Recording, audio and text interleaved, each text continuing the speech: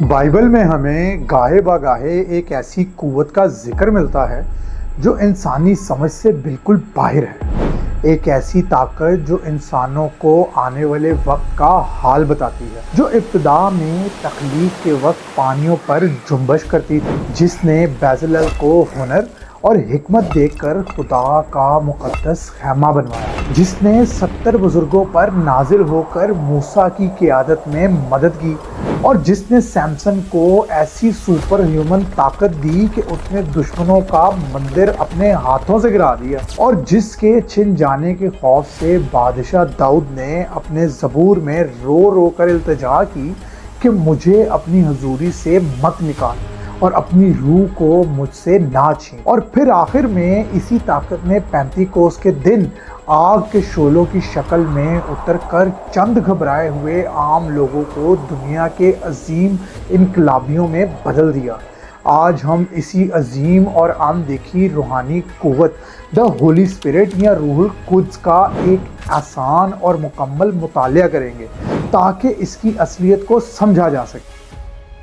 آج کے دور میں بہت سے سیکولر اور مارجنل ریلیجس لوگ ہولی اسپرٹ کو صرف ایک abstract cosmic vibration, impersonal energy field یا مسٹک فورس سمجھتے ہیں جسے انسان شاید ہارنس یا کنٹرول کر سکتا ہے۔ لیکن آرتھوڈاکس کرسچن تھیولوجی اس بات پر زور دیتی ہے کہ ہولی اسپرٹ کوئی بے جان طاقت نہیں، بلکہ ایک ڈسٹنکٹ سیلف اویئر پرسن ہے جو گاڈ دی فادر اور گاڈ دی سن کے بالکل برابر، کو ایٹرنل اور ہمزاد یعنی کو سبسٹینشل ہے۔ اس آئیڈینٹی کو ٹھیک سے سمجھنے کے لیے ہمیں اوریجنل بیبلیکل لینگویج اور اس کے نیچرل میٹافورز یعنی قدرتی مثالوں کو دیکھنا ہوگا۔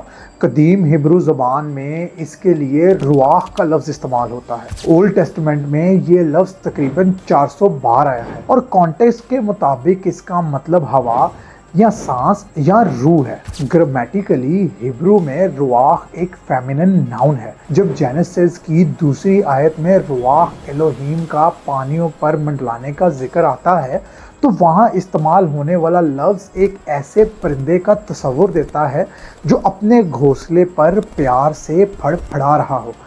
یہ کسی تباہ کن یا کیوٹک طوفان کو نہیں بلکہ ایک لائف گیونگ پریزنس کو ظاہر کرتا ہے۔ نیو ٹیسٹمنٹ میں گریک زبان میں اس کا ایکویلنٹ لفظ نیوما ہے جو گرامیٹیکلی ایک نیوٹر ناؤن ہے، اور اس کا مطلب بھی ہوا یا بریتھ ہے۔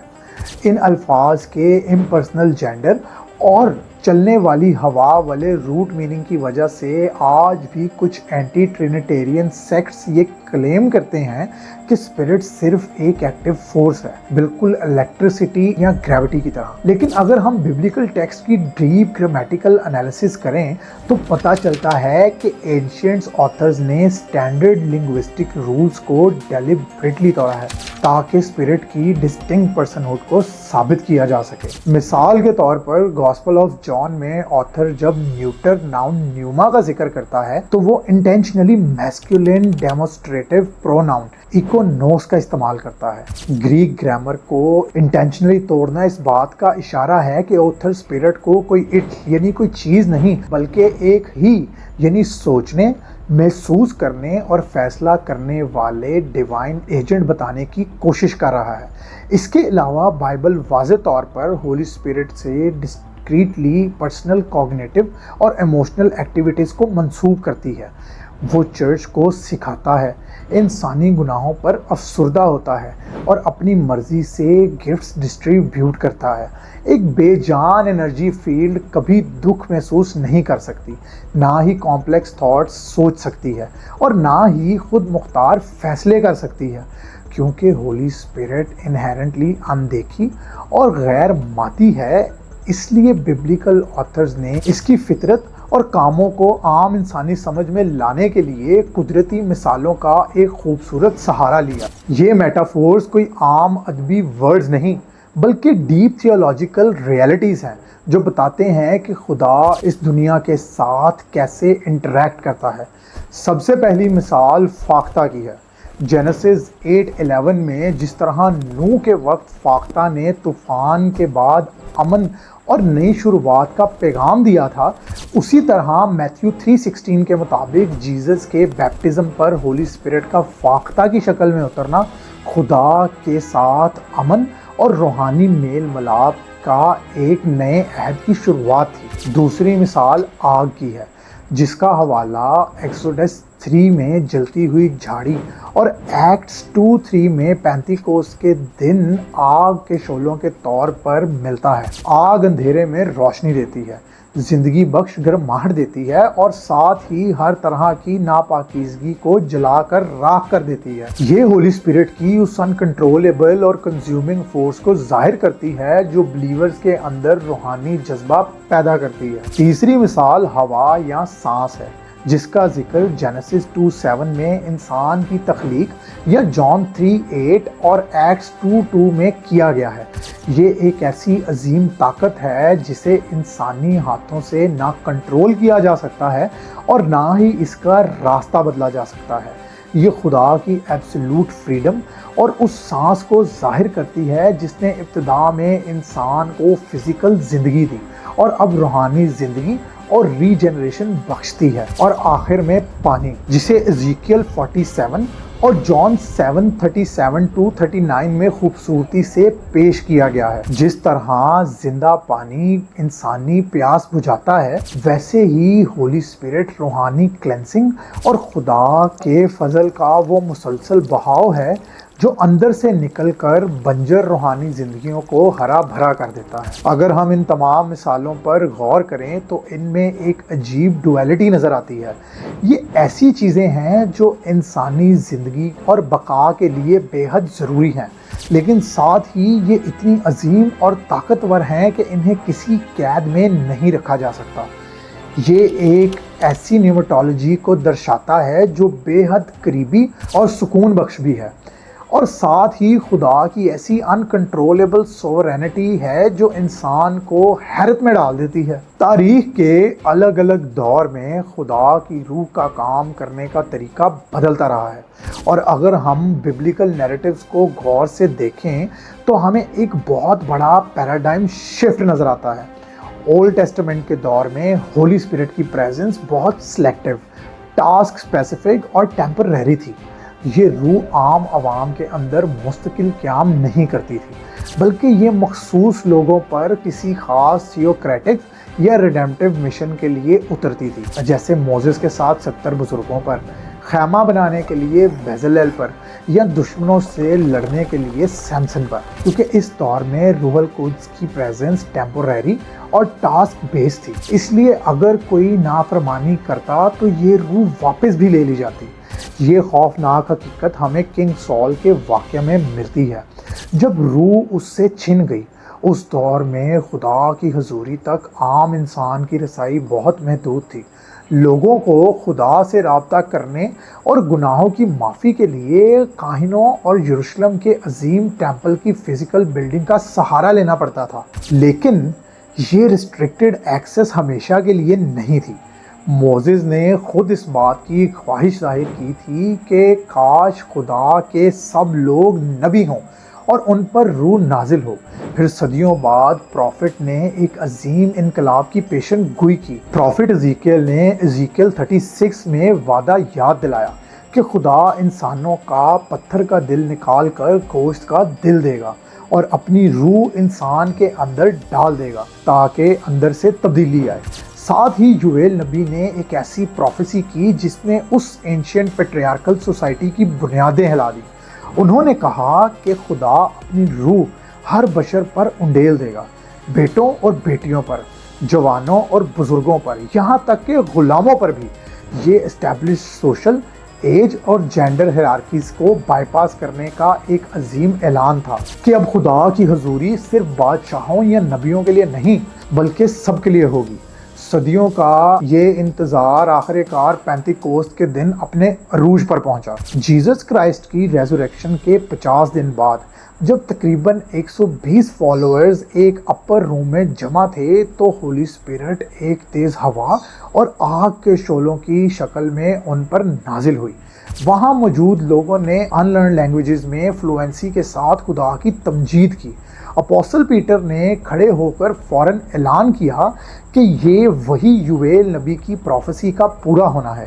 لیکن اس دن سب سے بڑا تھیولوجیکل دھماکہ یہ ہوا کہ خدا کی حضوری کا ٹھکانہ مکمل طور پر بدل گیا۔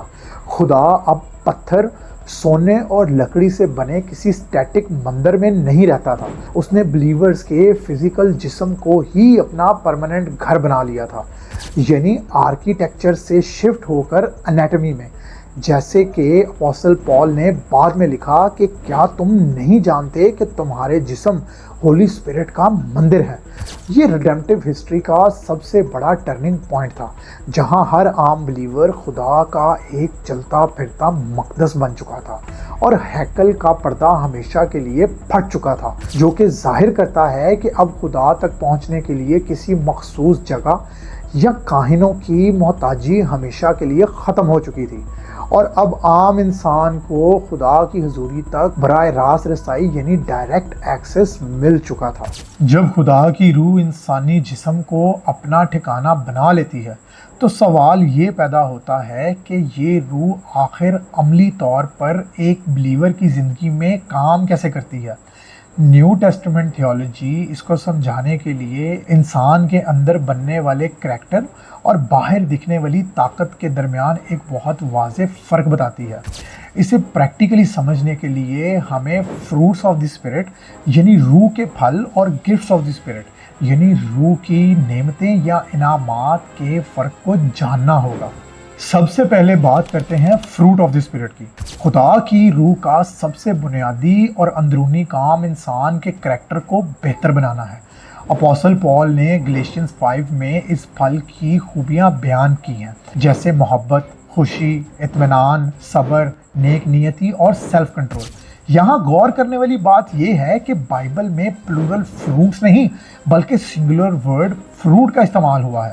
اس کا مطلب ہے کہ یہ سب خوبیاں ایک ہی پیکج ہیں۔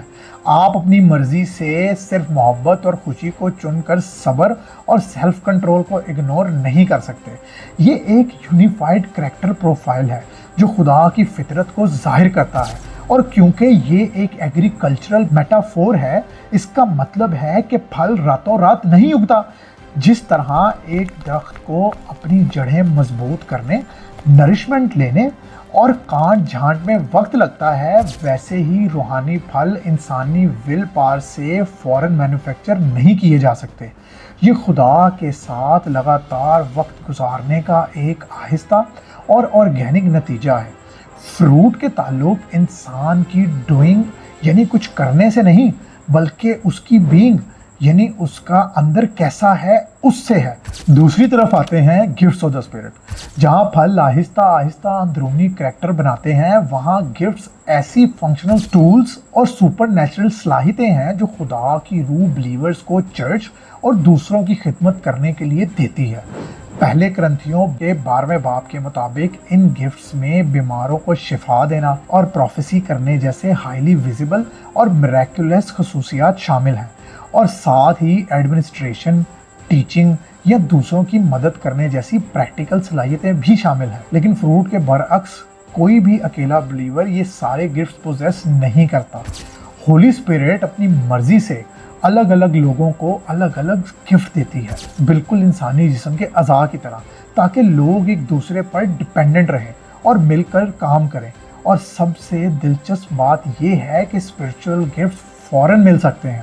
اپوسل پال نے اس حقیقت کو ہائی لائٹ کیا تھا کہ کوئی شخص مینٹلی اور ایموشنلی یا کارنل طور پر ناپختہ ہوتے ہوئے بھی ایک اسپیکٹیکولر اسپرچول گفٹ آپریٹ کر سکتا ہے۔ اور یہاں آتا ہے سب سے بڑا خطرہ، کیپیبلٹی اور کریکٹر کے درمیان بیلنس۔ کورنتھ کی ارلی چرچ اس کی سب سے بڑی مثال تھی۔ ان کے پاس عظیم اسپرچول گفٹس تھے، لوگ ان لرنڈ لینگویجز بولتے تھے اور پروفیسیز کرتے تھے، لیکن ان کے اندر فریکشن، ڈویژنز اور بیسک ہیومن ایمپتھی کی شدید کمی تھی۔ ان کے پاس کیپیبلٹیز بہت تھیں پر کریکٹر بالکل بنجر تھا۔ تب اپوسل پال نے پہلے کرنتھیوں 13 میں ایک ٹائم لیس کریکٹیو اصول سکھایا کہ اگر آپ کے پاس پہاڑوں کو ہلا دینے والا ایمان ہے اور آپ فرشتوں کی زبانیں بولتے ہیں لیکن آپ کے اندر محبت والا بنیادی پھل نہیں ہے تو آپ اسپرچولی بینکرپٹ ہیں اور صرف ایک شور مچاتی ہوئی جھانج کی طرح ہیں۔ گفٹس چرچ کو بنانے کے لیے وقتی ٹولز ہیں، جبکہ محبت وہ ایٹرنل ریئلٹی ہے جو پروفیسیز اور زبانوں کے ختم ہونے کے بعد بھی ہمیشہ زندہ رہے گی۔ تھیولوجی کی گہرائی میں اتریں تو ہمیں پتہ چلتا ہے کہ ہولی اسپرٹ کا رول اور دوسرے ٹرینیٹیرین ممبرز کے ساتھ اس کا ریلیشن بہت کمپلیکس ہے۔ گاسپل آف جان چیپٹر 14 سے 16 میں جب جیزس اپنے پریشان شاگردوں کو چھوڑ کر جانے والے تھے تو انہوں نے ہولی اسپرٹ کا تعارف ایک بہت ہی رچ اور ملٹی لیئرڈ گریک لفظ پیراکلیٹوس سے کروایا۔ انگلش میں اسے عام طور پر کمفرٹر، ہیلپر یا کاؤنسلر ٹرانسلیٹ کیا جاتا ہے، لیکن اینشینٹ گریک میں اس کا بیک گراؤنڈ سیکولر یا لیگل تھا۔ ایٹمولوجیکلی اس کا مطلب ہے وہ جسے کسی کی مدد کے لیے پاس بلایا جائے، یعنی ایک لیگل اسسٹنٹ، ایڈوکیٹ یا ایسا دوست جو کورٹ میں آپ کے دفاع کے لیے کھڑا ہو۔ یہاں ایک بہت خوبصورت لنگوسٹک ڈیٹیل چھپی ہے۔ جیزس نے اسپرٹ کو این ادر ایڈوکیٹ کہا۔ گریک ٹیکسٹ میں یہاں لفظ الوس یوز ہوا ہے جس کا مطلب ہے دوسرا، بالکل اسی جیسا۔ اس کا مطلب یہ ہے کہ جیزس خود پہلے پیراکلیٹ تھے اور ہولی اسپرٹ اس دنیا میں انہی کی جگہ لینے والا ڈائریکٹ فنکشنل ریپلیسمنٹ ہے تاکہ بلیورز یتیم نہ رہ جائیں۔ آسان لفظوں میں ہولی اسپرٹ اس دنیا میں جیزس کی ہی آن گوئنگ اور انویزیبل پریزنس ہے۔ اس کا کام بلیورز کو سچائی سکھانا اور اس دنیا کو گناہ اور خدا کی ججمنٹ کے حوالے سے قصوروار ٹھہرانا ہے۔ لیکن اس عظیم روح کا فادر اور سن کے ساتھ کیا ریلیشن ہے؟ اس ایک بحث نے کرسچن ہسٹری کی سب سے بڑی ڈویژن کر دی، جسے 1054 کا دا گریٹ سکزم کہتے ہیں۔ اس عظیم ایکلیزیاسٹیکل ڈیورس کے سینٹر میں صرف ایک لیٹن لفظ تھا، فیلیکائے۔ ہوا کچھ یوں کہ 381 اے ڈی کے اوریجنل نائسین کریڈ میں لکھا تھا کہ ہولی اسپرٹ صرف فادر سے پروسیڈ کرتی ہے، لیکن 6th سینچری میں ویسٹرن کیتھولک چرچ نے جیزس کی ایبسلیوٹ ڈیوینٹی کو اور مضبوط دکھانے اور ہیریٹکس کا مقابلہ کرنے کے لیے اس کریڈ میں یونیلیٹرلی فیلیکائے کا اضافہ کر دیا، یعنی انہوں نے اعلان کیا کہ روح فادر اور سن دونوں سے نکلتی ہے۔ ایسٹرن آرتھوڈاکس چرچ نے اس بات کو سختی سے ریجیکٹ کر دیا۔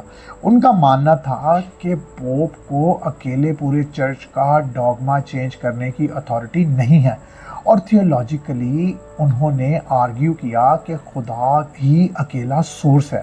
اگر سن کو بھی سورس مان لیا جائے تو ٹرینٹی میں ہولی اسپرٹ کا مقام سب آرڈینیٹ ہو جاتا ہے، کیونکہ وہ اکیلی ایسی ذات ہوگی جس کے 2 اوریجن ہوں گے۔ یہ بحث صدیوں تک چلتی رہی، یہاں تک کہ 16 جولائی 1054 کو روم سے آئے پیپل لیگیٹس نے کانسٹنٹینوپل کے عظیم ہیگیا صوفیہ گرجا گھر کے آلٹر پر ایکزو کمیونیکیشن کا فتویٰ رکھ دیا۔ اس ایک لفظ کی بحث نے ایسٹ اور ویسٹ کے چرچ کو ہمیشہ کے لیے 2 حصوں میں تقسیم کر دیا، جس کی دوریاں آج تک پوری طرح ختم نہیں ہو سکیں۔ تھیولوجی کی ان بحثوں کے ساتھ ماڈرن دور میں ایک اور بہت شدید بحث چلتی ہے، جسے سیسینشنزم اور کنٹینیوشنزم کہتے ہیں۔ سیسینشنزم کا عقائد پروٹسٹنٹ ریفارمیشن کے دوران زیادہ عام ہوا تاکہ کیتھولک میریکلز کے کلیم کا مقابلہ کیا جا سکے۔ ان کا ماننا ہے کہ میریکلز گفٹ جیسے پروفیسی، انلرنڈ زبانیں بولنا اور ہیلنگ صرف ارلی چرچ کی فاؤنڈیشن رکھنے کے لیے تھے اور اب یہ ختم ہو چکے ہیں۔ سیسینشنسٹ آرگیو کرتے ہیں کہ جب بائبل اور اپوسلز کا دور مکمل ہو گیا تو اس مخصوص میریکولس نشانات کی ضرورت نہیں رہی۔ ان کا ڈر یہ ہے کہ آج کل کی آن گوئنگ پروفیسیز کو ویلڈ ماننے سے سولا اسکرپچورا یعنی بائبل کی ایبسلیوٹ اور فائنل اتھارٹی خطرے میں پڑ سکتی ہے۔ وہ میریکلز کا انکار نہیں کرتے بلکہ اس بات کا انکار کرتے ہیں کہ خدا آج کسی ایک انسان کو میریکل ورکر یا پروفٹ کا مخصوص گفٹ دیتا ہے۔ دوسری طرف کانٹینیوشنسٹ ہیں۔ ان کا ماننا ہے کہ نیو ٹیسٹمنٹ میں لکھے گئے تمام اسپرچول گفٹس آج بھی چرچ کے لیے مکمل طور پر ایکٹیو طور پر دستیاب ہیں۔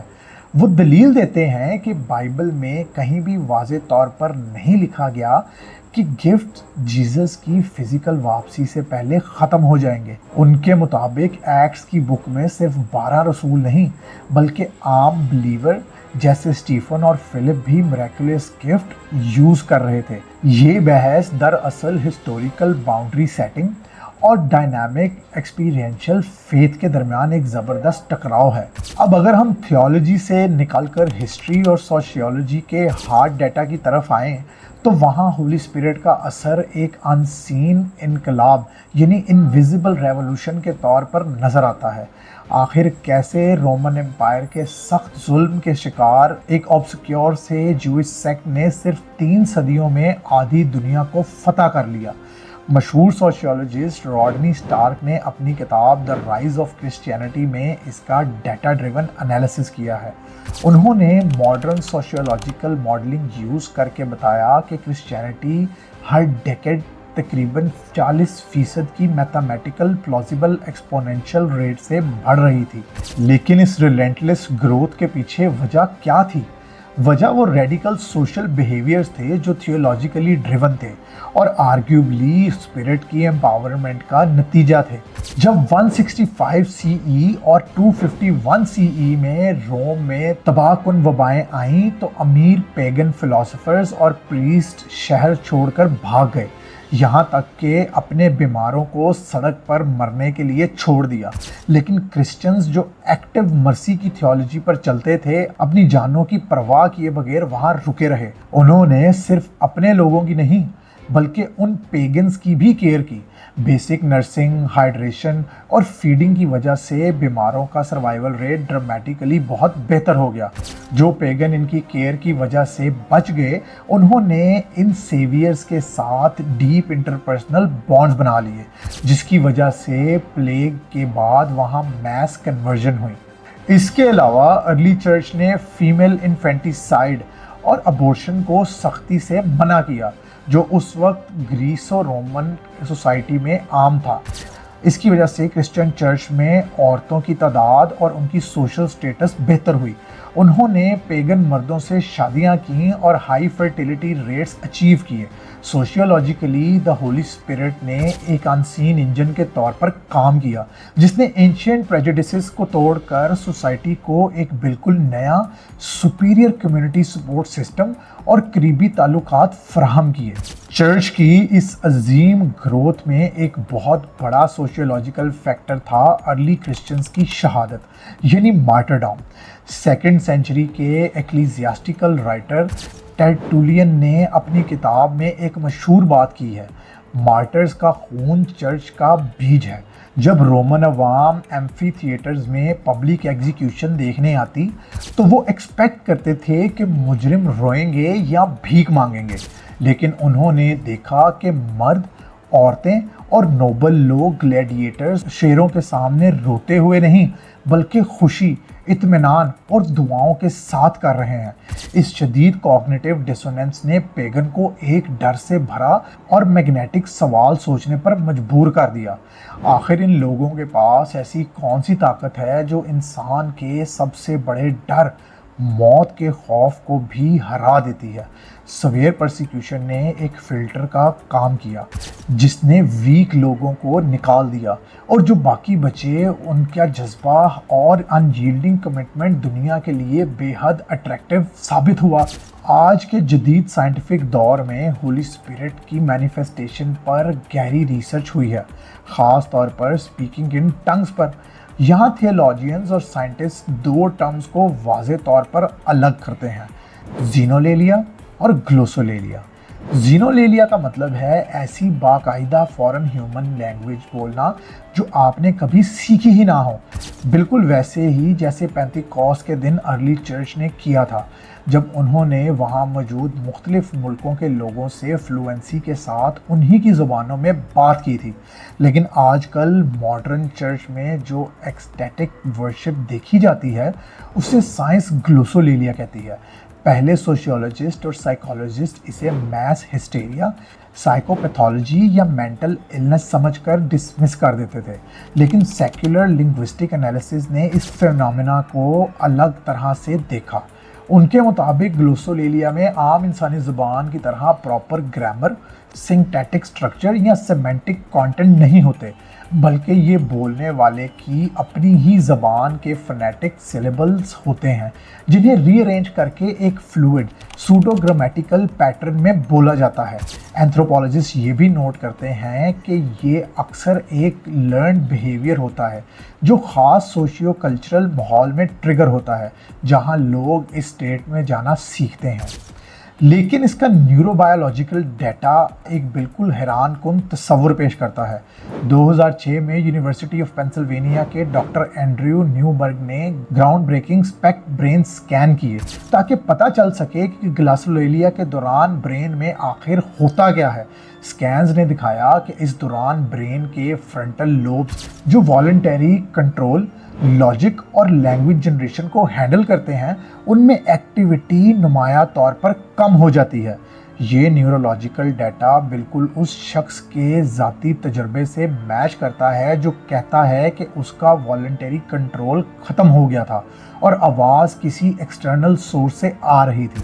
मज़ीद साइकोलॉजिकल स्टडीज़ बताती हैं कि ये प्रैक्टिशनर्स मेंटली इल नहीं, बल्कि इनमें डिप्रेशन कम होता है, इमोशनल स्टेबिलिटी ज़्यादा होती है और स्ट्रेस के बायोलॉजिकल मार्कर्स बहुत कम होते हैं।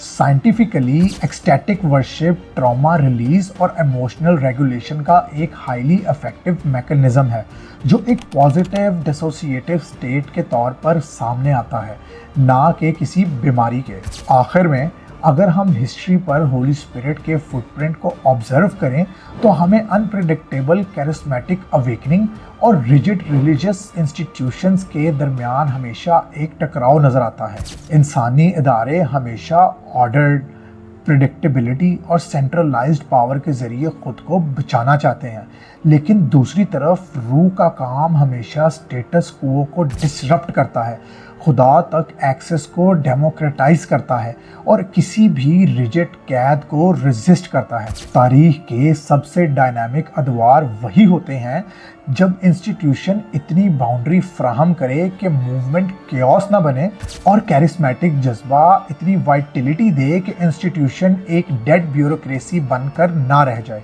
लेकिन इन तमाम थियोलॉजीज, तारीखी बहसों और साइंटिफिक ब्रेन स्कैन्स के शोर से परे जब हम इस रूह की बुनियाद को देखते हैं तो हमें एक बहुत ही खामोश और गहरा वाक़या नज़र आता है। अपनी रेजरेक्शन के बाद जब यीशु अपने परेशान शागिर्दों से मिलने आए तो उन्होंने एक ऐसा अमल किया जो सीधा तख्लीक की इब्तिदा से जुड़ा हुआ था। उन्होंने अपने शागिर्दों पर सांस फूंकी और कहा, रूहुल कुद्स को वसूल करो। जिस तरह इब्तिदा में खुदा ने मिट्टी के बेजान जिस्म में सांस फूंककर पहले इंसान को फिज़िकल ज़िंदगी दी थी, बिल्कुल उसी तरह यीशु अब इस अजीम रूह के ज़रिए अपने फॉलोअर्स के अंदर एक बिल्कुल नई तख्लीक यानी न्यू क्रिएशन को जन्म दे रहे थे। आखिर में होली स्पिरिट सिर्फ थियोलॉजी का कोई पेचीदा मसला या साइंस का कोई हैरान कुन तजुर्बा नहीं, बल्कि ये खुदा की वही ज़िंदा सांस है जो आज भी बंजर रूहानी ज़िंदगियों में एक नई जान डाल रही है।